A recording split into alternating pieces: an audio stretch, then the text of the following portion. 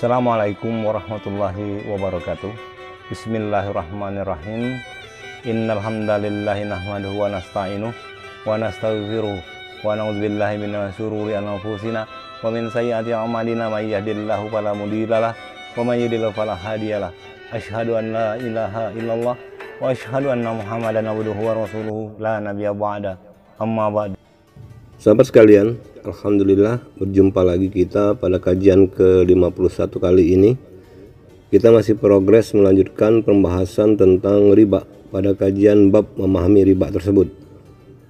Sedikit mengulas kembali pembahasan kita pada kajian ke-50 yang lalu, di mana pada kajiannya kita telah mendapatkan pemahaman apa itu riba, di mana pemahaman tersebut berhujah kepada surah An-Nisa ayat 29, kemudian surah Ali Imran ayat 130 dan juga surah Al-Baqarah ayat 275.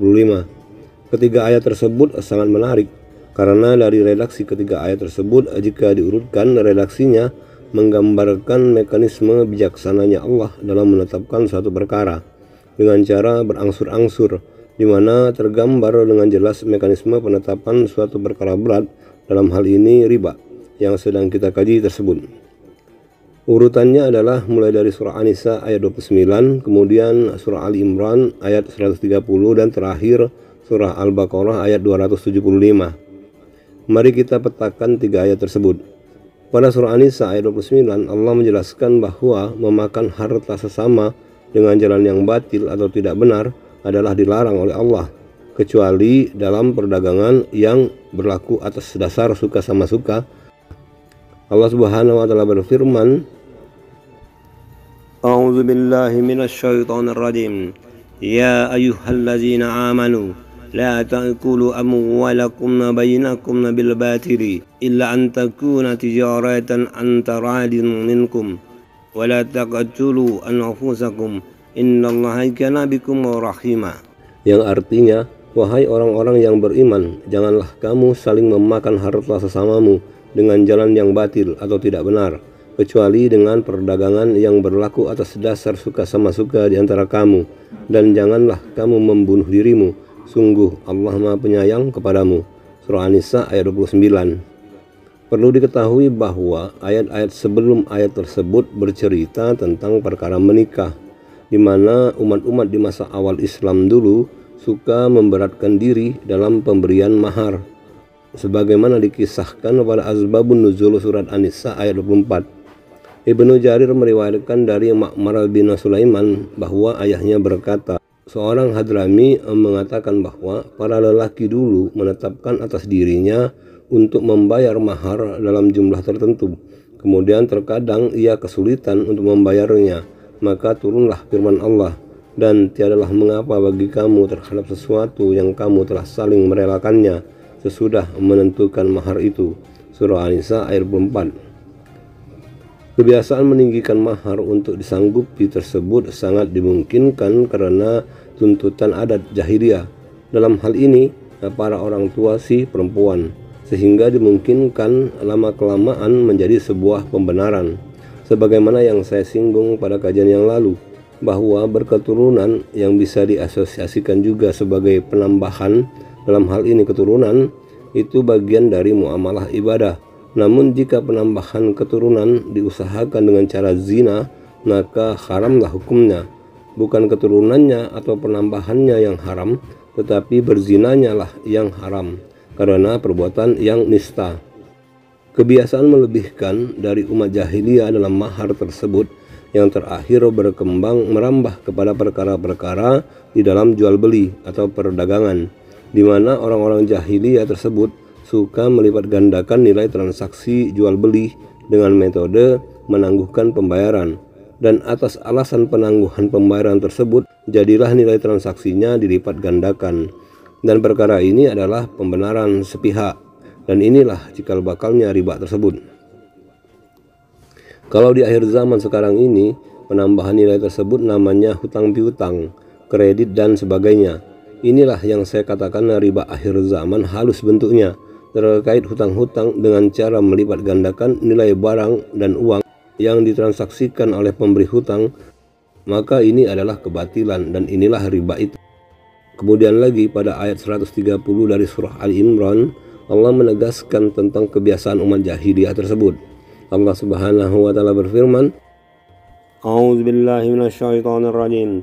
Ya ayyuhalladzina amanu la ta'kulur riba adha'afa mudha'afa wattaqullaha la'allakum tuflihun.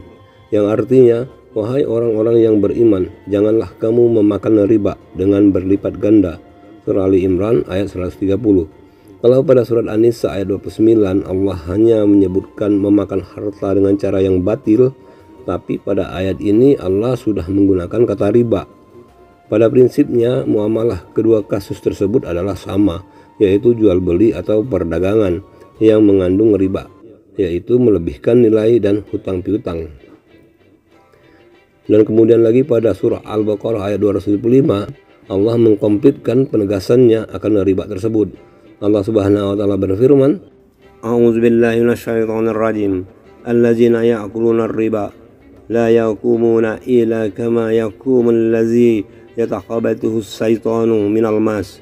Dzalika bi'annahum qalu innamal bay'u mislur riba wa akhalallahu al-bay'a wa harama riba.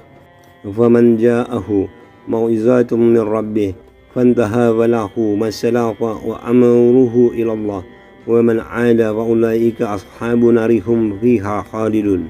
Yang artinya, orang-orang yang memakan riba tidak dapat berdiri, melainkan seperti berdirinya orang yang kemasukan setan karena gila. Yang demikian itu karena mereka berkata bahwa jual beli sama dengan riba, padahal Allah telah menghalalkan jual beli dan mengharamkan riba. Barang siapa mendapat peringatan dari Tuhannya lalu dia berhenti, maka apa yang telah diperolehnya dahulu menjadi miliknya dan urusannya atau terserah kepada Allah. Barang siapa mengulangi, maka mereka itu penghuni neraka, mereka kekal di dalamnya. Surah Al-Baqarah ayat 275. Ayat ini menegaskan bahwa memakan harta orang lain, melebihkan nilai transaksi hingga memberatkan, dan juga hutang piutang adalah riba. Kalau di akhir zaman seperti sekarang ini adalah seperti investasi bodong, deposit, kredit barang mewah, dan kartu kredit. Namun pemainnya didominasi oleh kalangan atas yang pada umumnya mereka tidak peduli apa itu riba. Untuk itulah Allah mengancam dengan siksa neraka bagi orang-orang yang menetapi memakan riba. Jadi begitulah mekanisme kebijaksanaan Allah, terutama terhadap perkara-perkara yang sangat buruk. Jadi semakin jelas sebenarnya riba itu apa. Kalau di zaman jahiliyah dulu bentuk-bentuk transaksi ribanya tidak dibungkus sama sekali, dalam artian gampang dideteksi. Salah satunya adalah para pelakunya, yaitu para saudagar kaya, dan mereka melakukan pengambilan riba tersebut dengan cara terang-terangan. Tapi tidak dengan kultur akhir zaman ini. Pelakunya bisa dari kalangan apa saja dan siapa saja. Bukan saja kalangan atas, tetapi kalangan bawah juga tidak luput dari transaksi-transaksi riba tersebut. Bukan hanya transaksi bernilai miliaran, tapi sampai kepada poin-poin gratis yang bernilai puluhan ribu saja menjamur di genggaman. Dan peliknya lagi adalah formatting transaksinya terbalut modernisasi, misal dengan istilah-istilah kekinian. Dan kalau di negeri kita ini istilahnya yang dipakai adalah biasanya kebarat-baratan, itu pun berubah-ubah. Di era setengah dekade yang lalu, yang marak itu adalah kredit barang tanpa joki, alias face to face, undian-undian, lotre, dan rentenir. Namun sekarang ini bentuk riba yang demikian tidak lagi face to face, melainkan melalui perantara. Istilahnya riba 1000 tangan. Apalagi di era digitalisasi hari ini, format transaksinya semakin halus dan sulit dideteksi. Sahabat sekalian, sekarang kita masuk kepada inti kajiannya. Sebagaimana telah disinggung tadi bahwa formatting transaksi riba di akhir zaman ini adalah halus karena berbalut istilah-istilah modern atau kekinian. Saat ini membeli barang tidak hanya dapat dilakukan dengan langsung pergi ke toko, tapi juga bisa dilakukan dengan membeli secara daring lewat aplikasi, karena lebih praktis dan mudah dalam menemukan barang yang ingin kita beli. Toko daring atau online shop kini banyak diminati oleh masyarakat. Beragam e-commerce bermunculan di dunia internet. Jual beli secara daring atau online merupakan suatu fakta baru di zaman sekarang. Lantas bagaimana hukum jual beli online itu menurut Islam? Jual beli online hukumnya mubah atau boleh, meski tidak bertemu secara langsung sehingga tidak terjadi ijab qabul secara lisan atau qaul. Aktivitas transaksi online yang dilakukan oleh kedua belah pihak atau penjual dan pembeli sudah dikatakan sah karena mereka pada dasarnya telah melakukan ijab dan qabul lewat tindakan. Meskipun hukum asalnya mubah, kita harus teliti lagi tentang fakta-fakta lain yang terdapat di dalam jual beli online di e-commerce tersebut. Tidak dapat dipungkiri bahwa pemilik e-commerce akan selalu mengembangkan layanan baru untuk menarik masyarakat. Hal ini akan menghasilkan fakta baru. Jika terdapat fakta lain dalam jual beli online itu, maka bisa jadi akan memiliki hukum yang berbeda lagi dalam Islam. Kita harus memahaminya agar paham hukumnya di dalam Islam dan agar tidak terlibat dalam aktivitas yang diharamkan oleh Allah Subhanahu wa Ta'ala. Setelah diamati fakta dan dicari dalilnya, ternyata ada beberapa hal yang haram yang terdapat dalam e-commerce dan transaksi online yang lainnya. Dan agar kita tidak salah dalam berbuat hingga menyebabkan dosa, maka menjadi sangat penting dikaji dan diluruskan. Sahabat sekalian, ada banyak transaksi riba di era akhir zaman ini. Mengingat ruang dan waktu yang terbatas, maka saya menyisirnya menjadi 5 jenis transaksi saja. Transaksi yang pertama adalah transaksi jual beli barang ribawi. Hal pertama yang menjadi transaksi jual beli online menjadi haram karena memperjualbelikan barang ribawi. Barang-barang ribawi itu hanya ada 6, yaitu emas, perak, gandum bur, gandum syair, kurma, dan garam. Penjualan dan pembelian ke-6 barang ribawi ini harus dilakukan secara kontan dan langsung terjadi serah terima. Maksudnya, ketika pembeli memberikan uangnya kepada penjual atau jika transaksinya menggunakan alat tukar uang, maka penjual seketika itu juga harus langsung menyerahkan barangnya kepada pembeli. Tidak boleh menunggu beberapa saat atau lebih lama lagi. Hal tersebut yang membuat hukum jual beli online ke-6 barang tersebut menjadi haram, sebab ketika pembeli sudah membayar barang tersebut, penjual tidak bisa langsung memberikan barang itu kepada pembeli seketika itu juga, melainkan perlu dikirim dulu lewat ekspedisi. Rasulullah SAW bersabda yang artinya uang dibarter dengan emas adalah riba, kecuali setelah terjadi serah terima. Gandum bur dibarter dengan gandum bur juga bisa riba, kecuali setelah terjadi serah terima. Gandum syair dibarter dengan gandum syair juga bisa riba, kecuali setelah terjadi serah terima. Kurma dibarter dengan kurma juga bisa riba, kecuali setelah terjadi serah terima. Hadis riwayat At-Tirmizi. Dalam hadis lain, Rasulullah juga bersabda yang artinya, jika emas dibarter dengan emas, perak dibarter dengan perak, gandum bur atau gandum halus dibarter dengan gandum bur, gandum syair atau gandum kasar dibarter dengan gandum syair, kurma dibarter dengan kurma, garam dibarter dengan garam, maka takarannya harus sama dan tunai. Jika benda yang dibarterkan berbeda, maka takarannya boleh sesuka hati kalian asal tunai. Hadis riwayat Muslim 4147. Kemudian transaksi yang kedua adalah dapat uang plus setelah deposit. Fakta kedua yang membuat transaksi belanja online menjadi haram ialah karena ada keuntungan setelah isi saldo. Misalnya mengisi saldo kepada salah satu platform e-commerce.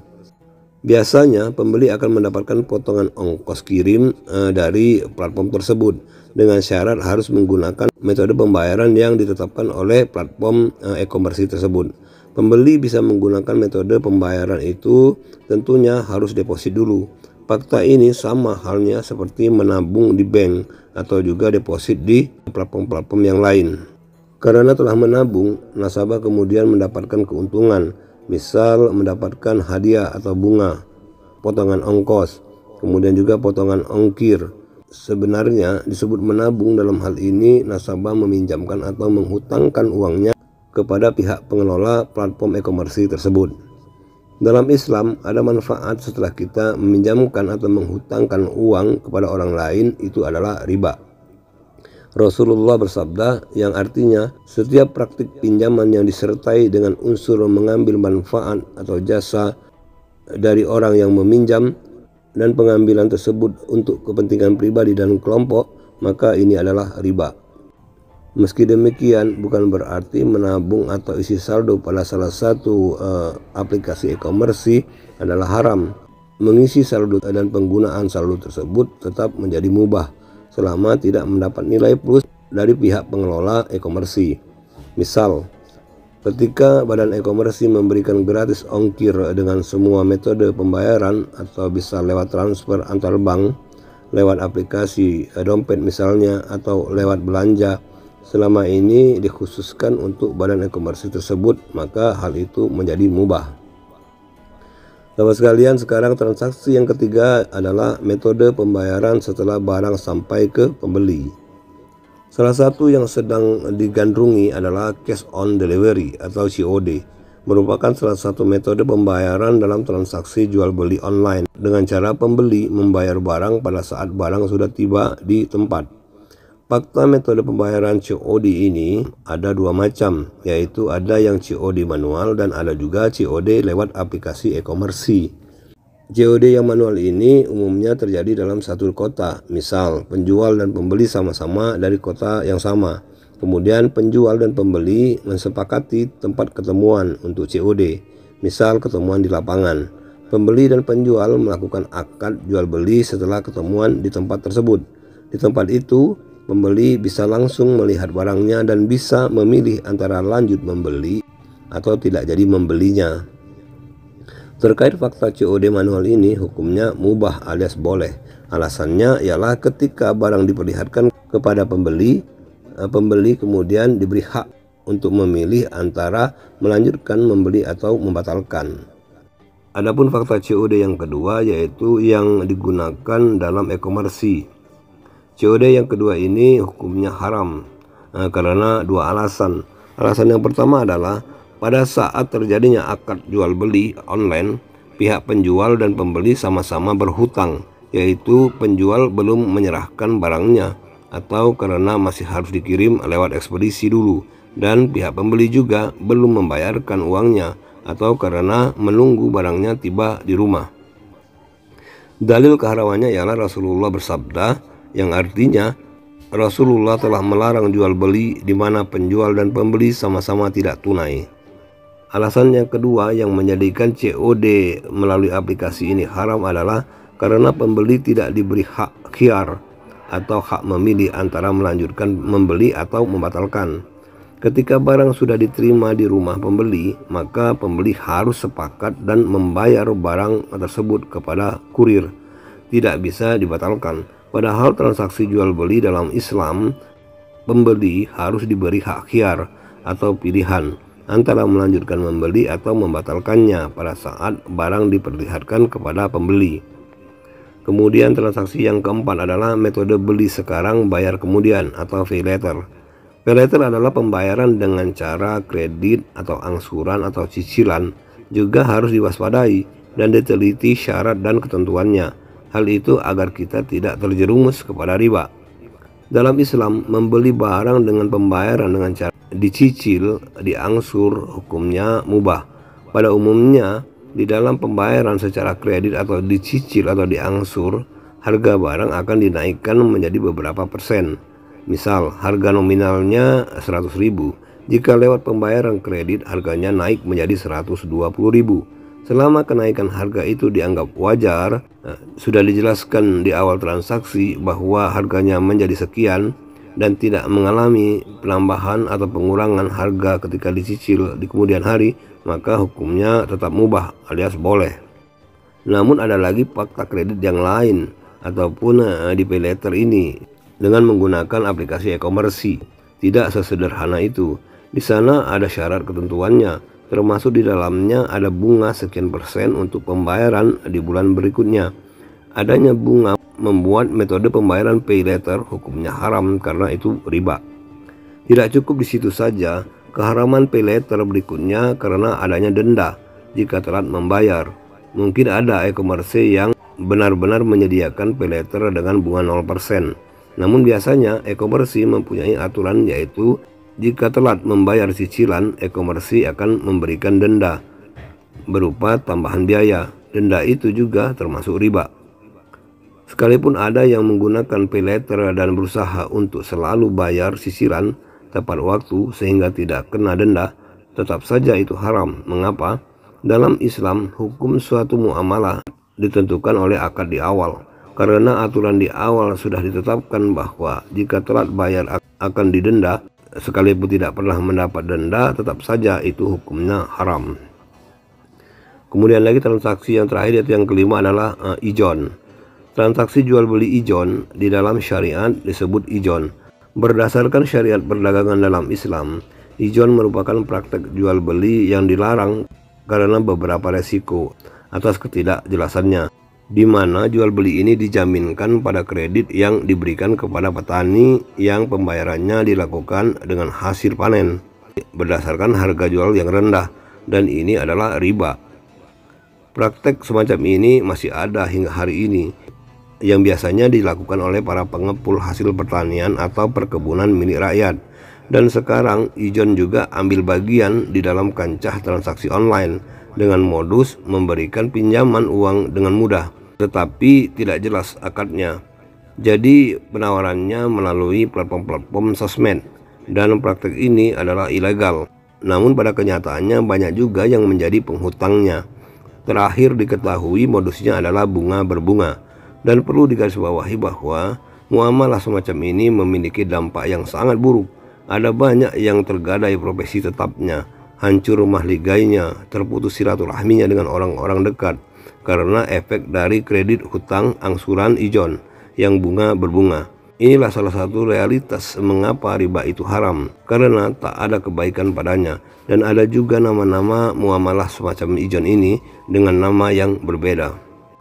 Sahabat sekalian, inilah 5 contoh transaksi jual beli atau perdagangan yang dihukumi riba. Adapun kesimpulan yang bisa kita ambil adalah, pertama, mengenai definisi riba. Definisi riba adalah perbuatan mengambil harta orang lain dengan cara yang batil, yaitu dengan cara melipat gandakan, menipu, culas, bermuslihat, membodohi, menyamarkan, menggelapkan, pengalihan atau pencucian, memanfaatkan kekuasaan, popularitas, teknologi, dan sebagainya, yang pada intinya riba adalah mengambil hingga merampas harta orang lain untuk keuntungan pribadi dan atau kelompok.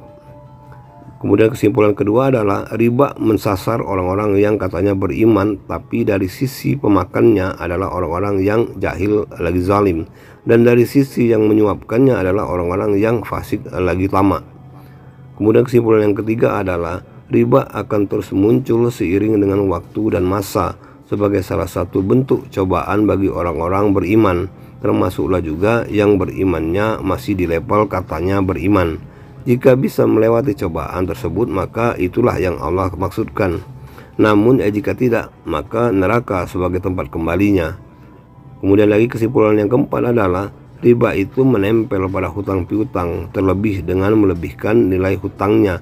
Dan termasuklah juga semua transaksi muamalah dalam perekonomian yang padanya terdapat penundaan dan atau menjadikan penundaan transaksi pelunasan dengan dan tanpa batas waktu yang jelas sebagai bentuk muslihat dari baruji, pembesla, kreditor, dan sebagainya guna meraup harta orang lain untuk kepentingan pribadi dan atau kelompok. Kemudian kesimpulan yang kelima adalah pada realitasnya, semakin rumit dan semakin halusnya varian-varian riba tersebut, maka kondisi ini mengharuskan kita yang beriman untuk ekstra waspada dan terus melakukan pengamatan terhadap semua transaksi harta yang akan dan sedang kita lakukan dan dijalani dengan teliti, dan juga melakukan usaha dari dalam diri dengan menidurkan hawa nafsu syahwat akan duniawi, serta senantiasa meminta petunjuk dan perlindungan kepada Allah Subhanahu wa Ta'ala dari muamalah riba tersebut. Sahabat sekalian, inilah 5 kesimpulan dari kajian tentang riba tersebut yang mudah-mudahan membawa manfaat yang banyak sehingga kita terhindarkan dari dosa-dosa buah dari riba, dan juga semoga Allah memberikan perlindungan kepada kita semua, dan semoga Allah meridhoi kajian kita tentang riba tersebut. Amin ya rabbal alamin. Sahabat sekalian, demikianlah kajian kita kali ini.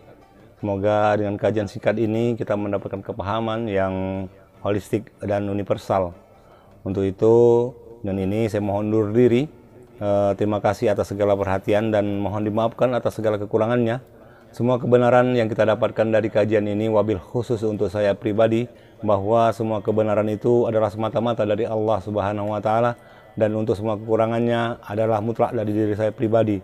Untuk itu sekali lagi saya mohon maaf yang sedalam-dalamnya. Sampai berjumpa lagi pada judul kajian selanjutnya, dan salam tasawuf. Assalamualaikum warahmatullahi wabarakatuh.